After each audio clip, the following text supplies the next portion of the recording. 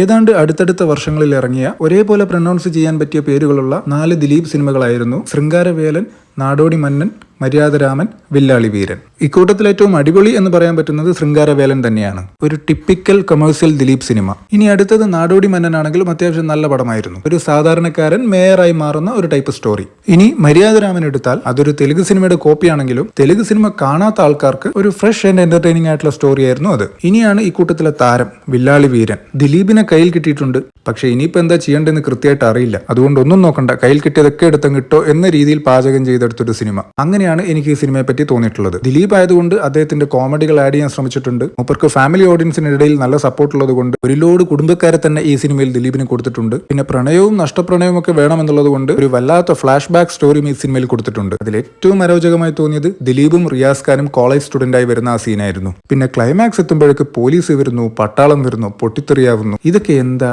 ഇതൊക്കെ ആരാ എന്ന് എന്നെ തോന്നിപ്പിച്ച ഒരു സിനിമ. ചുരുക്കി പറഞ്ഞ ആ 4 പടങ്ങളുടെ കൂട്ടത്തിൽ ഏറ്റവും തല്ലിപ്പൊളി പടം അത് ഇത് തന്നെയായിരുന്നു.